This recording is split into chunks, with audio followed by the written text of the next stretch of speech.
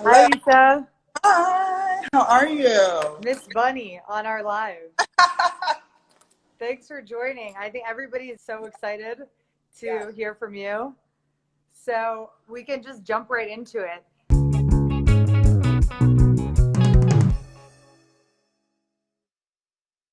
So you're a singer, a songwriter, you're from New York.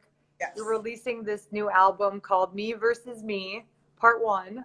But Part probably in one day you could go through Part 1,000 since everyone's always fighting with themselves.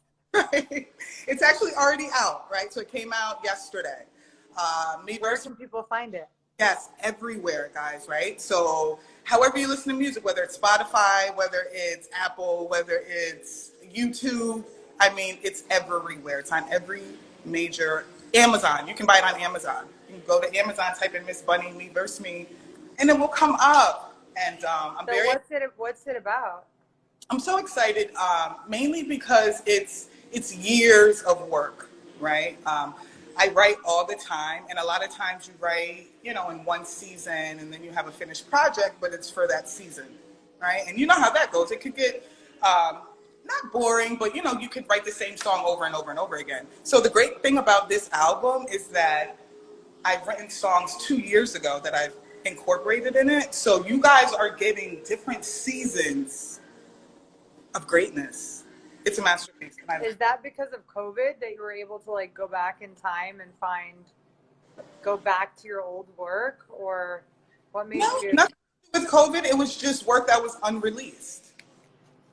It was released, so I never put it out. And I'm like working on my album, and I'm like, wait a minute, I have songs that are done, that are good, that I never released. So I just opened up that special folder, and I'm happy with the outcome. So I'm excited. Did you not want to release it because you didn't think it was good enough, or It um, was it was just unfinished. Just unfinished. It was just unfinished. It was just, because I write so much, so I always have tracks, right, that are unfinished. Even right now, I have tracks that are unfinished, that are not done. So now that I'm working on part two or my second EP, I'll start with the tracks that are unfinished, and then I'll go into the more newer material. And again, I love, the way I write, because again, it gives you the different, just the different feel of the different moods and the different things that you experience, in life. so what are the emotions that are running through this album This for you? album here, oh my gosh, oh my goodness. A lot of, I guess you could say, there's definitely some aggression, right? Okay. What are you mad at? There's a bonus track, it's called Champion, and that track has so much aggression in it because I talk about my childhood, right? And my childhood, yeah, growing up, it was very, very rough, different, right? It wasn't the idealistic childhood. So I got into that. I talked about my family. I talked about my dad and my mom. So you have to hear the song. I'm not going to give everything away. You guys have to go and hear the album. Do you feel you know how everyone's always women have an issue because they can't express their anger, or if they do, we're look like we're crazy. Right. Did you feel like that when you were creating that, or you were just I don't, because a lot of times I actually use music. Music is a release, right? So when you're a musician, you kind of cheat at life because you have that release. So I don't know what people do. I mean, I guess some people run, some people exercise. Everyone has their release, right? So I'm just happy at the fact that, I'm able to use music to release, right? So when I get angry or aggressive and I write music, I tend to write like rap. I'll say, okay, this is like a rap song. You know what I mean? Because no one really wants to hear an aggressive love song. That's kind of weird. So when I'm in an aggressive mood or an angry mood and I don't want to take it out on people, I'll grab my pad and my pen. So what is a trigger for you that, or what is it from the song, from you being angry, do you want other people to learn from? Just to direct it, right? Because I mean, anger drives. You can be mad at something and open up your own company. Your boss can piss you off so much one day that you're like, you know what, I am never working person again. Yeah, I was like me. I you to open up your own company, you know? So, you know, anger is a good emotion, you know, for me, because I know where to use it and I know where to put it, you know? So, so yeah, I guess that would be, you know, my number one, you know, teaching point, I guess, you know, just put it somewhere. Not everyone writes, but, you know, you can use it for something, you But know? what if, so if I'm listening to that, how do you want me to feel? Well, I just want you, I guess, to understand my perspective. And that's it, just for that moment. You know, I don't want you to go home with anything, take it home like, oh my gosh, no, you know, I just want you to listen, right? The song is what, 2-3 minutes tops. I want you to listen. I want you to understand my perspective at that moment, at that time, you know, appreciate it if possible. And, you know, hopefully one day you'll want to hear it again, you know, and that's it. Now I have to ask you to like sing us a little bit from it. Oh, come on, don't do Just a little bit. Come on. Come on. What do you want to hear? Oh, she wants to hear me sing something. I don't know. You have to tell me something. Something from that song. I want to hear that song. That's not a singing song. We were just talking about aggression. So that was a rap song, right? So let me break it down. So me versus me, the whole dynamic is there's singing and then there's rapping. Both on the album. Some songs I'm singing, some songs I'm rapping. So the me versus me is kind of like I'm battling myself, right? Like who's better, like the singer or the rapper, you know? So, and that's for, you know, the fans to judge. But that song in particular is a rap song. But, Okay, so let's rap. So rap for us. she goes, I want to hear something. Yeah. I want to hear it so I can contextualize what you're saying more. I know. Oh, okay. I'll let you hear a little bit of that song. So that song is called Champion. And it starts off, it goes, so when I flip it, no whack it, you planned it with, never crossed your mind, you took time to suggest a new role, you sat back, you never found it, not signing, no commas, ain't grinding fast, take a seat behind me, enough of this yours, mine's of who's good in the hood, boy, never mind it, it's a million stars fought hard to break the chains the days never made up, you stuck in the hood with your man's big plan and thinking you rare cause you stayed up. Promises and empty dreaming seeming realer for most. Complicating meeting Jesus cause we overloaded. She overrode it. Shows no emotion. I'm not sure, but something about that aggression is keeping her going. Sat back, watch that smoke crack for years. I love life. Just keep on. Stay strong. One question, where's mom? Grab my pad when I'm ready to go hard. I pray for a life that's better than this. I had one pair of jeans and a t-shirt on with one shoelace ready to flip. Never had much grub, but whenever we did, had to grab shit fast on them. Eat slow, make it last. So when they tell me to chill, I'm ready to blast. Whenever they ask, it's my aggression. So that's just a small verse. That's amazing. Yeah. So what was the process like of creating that? Well, I guess just Thanks for sharing, by the way. You're welcome. I guess just a lot of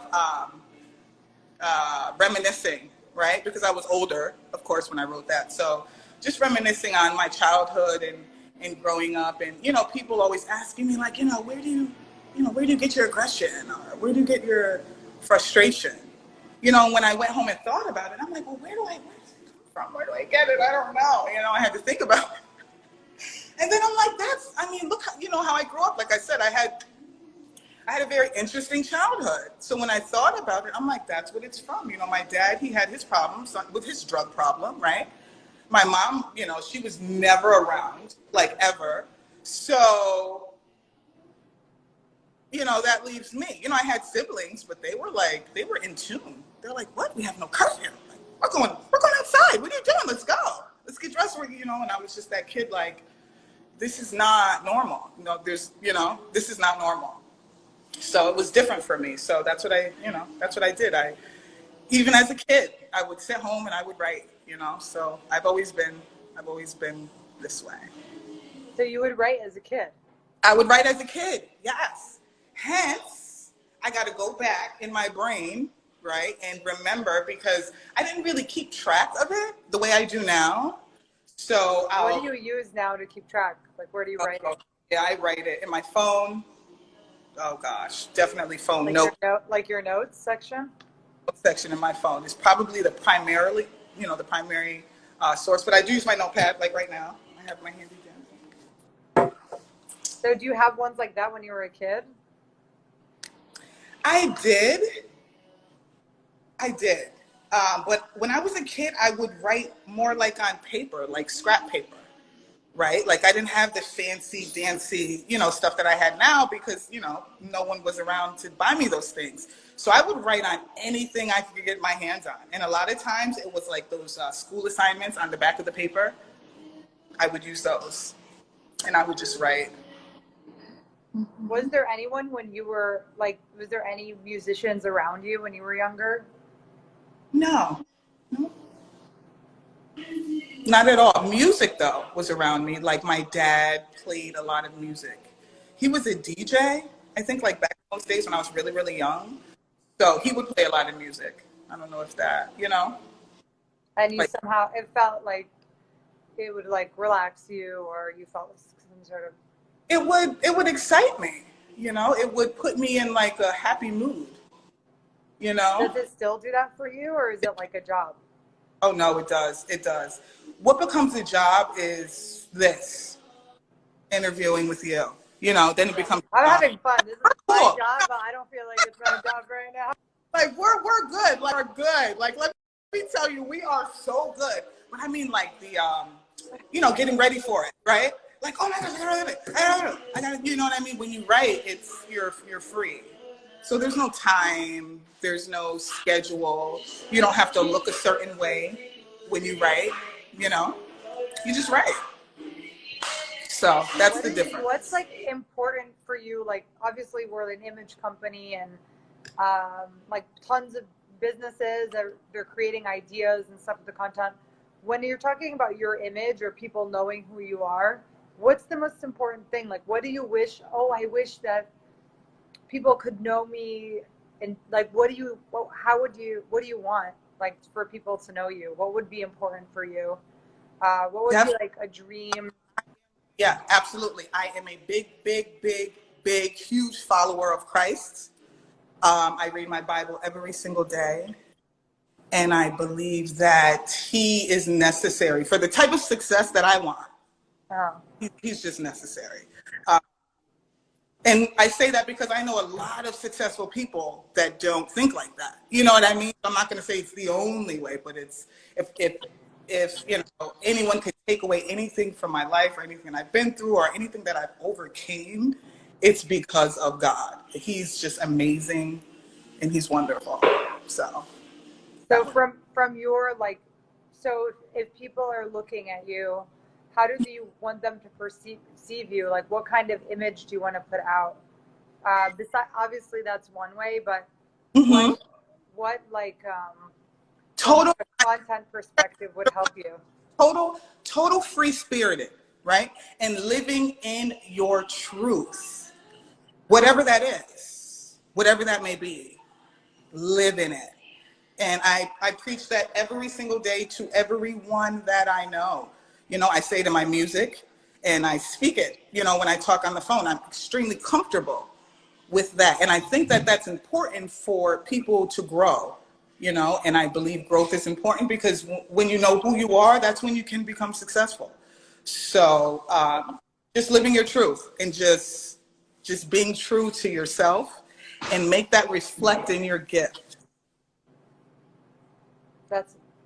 That's true. Like the more you know yourself, the better, more clear everything becomes for everybody that's trying to listen or follow you or understand your message. So when you're promoting this album, what is your process for that? We have a lot of other aspiring musicians that often are creating something and then they're like, nobody sees it, nobody sees me. Yes. How do you get that out there? It's tough. It's so tough. And that's the work part. That's the work. You have your gift and then you have the work, right? Like marketing music is not my gift. I don't want to market music. You know what I mean? That's not my gift. That's not my gift is creating music, but that's only 10% of the business. The other 90% is marketing it. So I guess, my number one thing as far as advice would be get a team. Yeah. Get a team, because it's going to be so difficult for you to do everything by yourself. It doesn't matter how, you know, as far as computers, you can do a lot at home, you can do a lot online, but you need a team. You need a team to back you up. You need people that believe in you and Yeah. believe in your gifts to help push you. People in Very. different, you know. I like listening to Gary Vaynerchuk. Do you ever listen to him? I've never heard. He has a podcast called Gary Vee, and he interviews a bunch of artists and he gives them advice on how to promote themselves on social media. So if Yeah, you Google him, yeah. Let me. Gary Eric. Vee, and then you search like musician, like or tips for growing your music.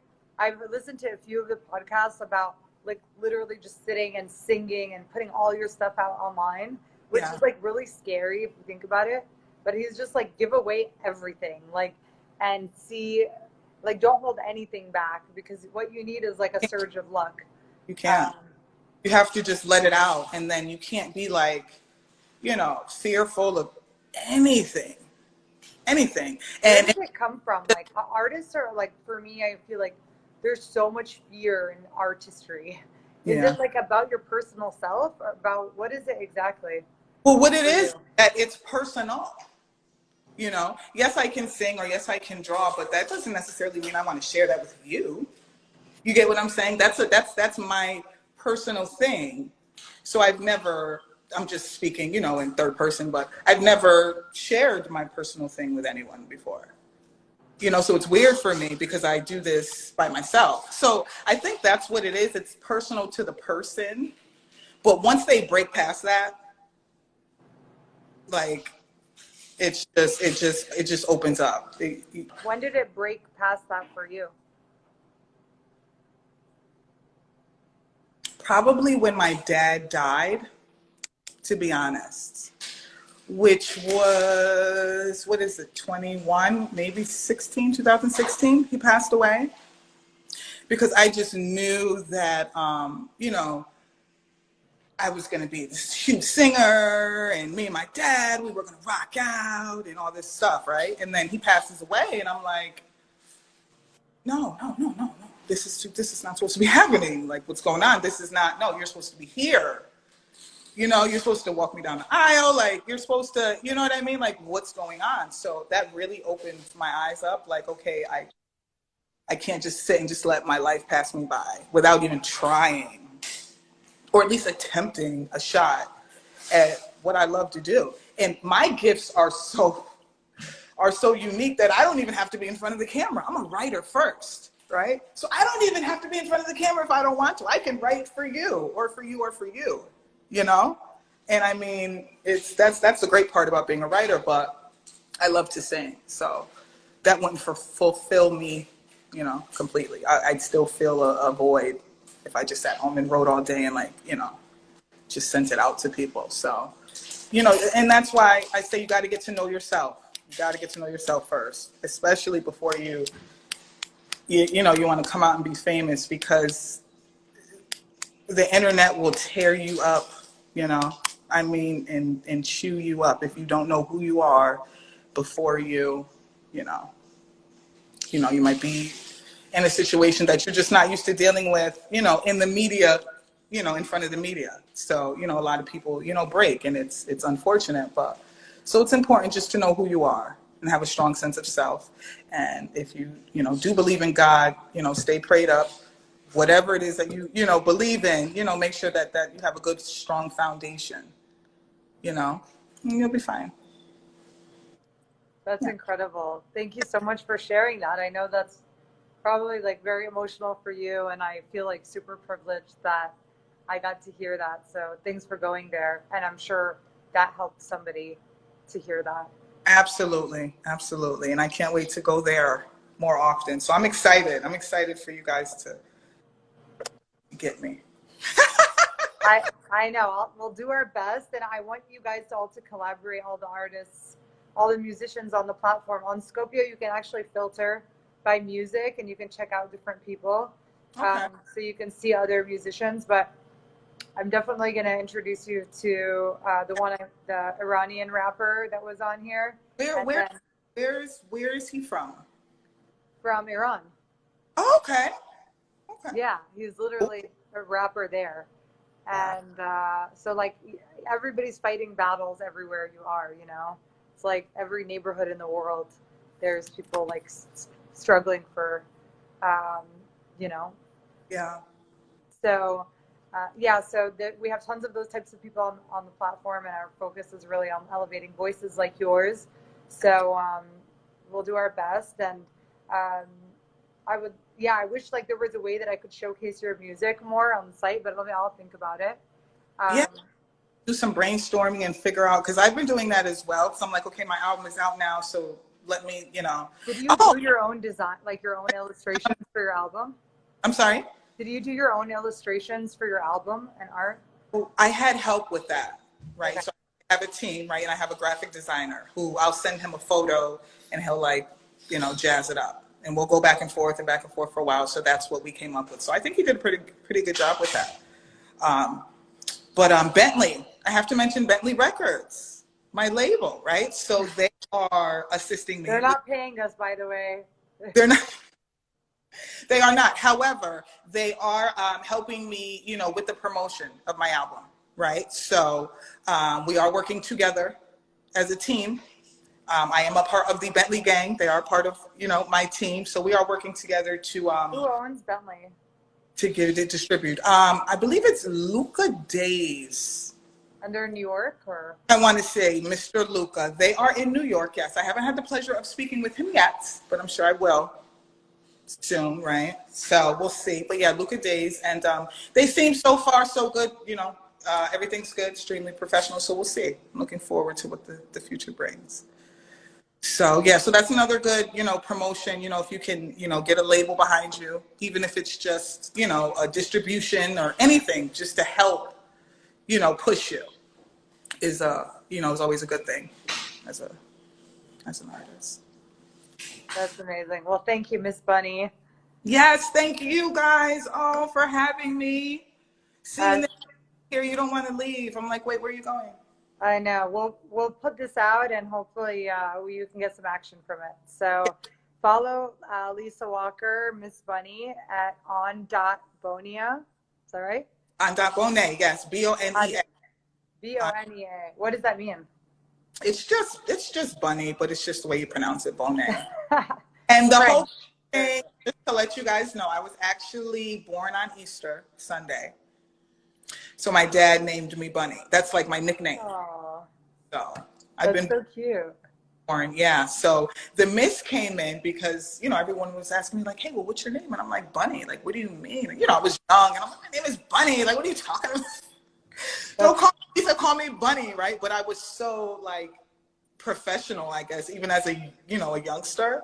They put the miss in front of it. So they're like, okay, Miss Bunny. So, okay. That's like that Beyonce song, put some respect on my check. That's right.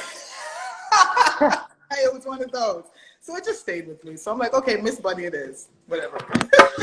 That's amazing. Well, yeah. Thanks, Lisa. Yes, thank you guys so much. Meet you soon. Let us know if we can help with anything. Absolutely, I sure will. Thank you so much and enjoy your day. You too. Right, guys. Mwah. Bye. Hey everyone, thanks for listening to The Authentic Photographer. If you can take a few minutes to leave a review, we'd greatly, greatly appreciate it so we can keep telling more amazing stories from around the world. See you soon.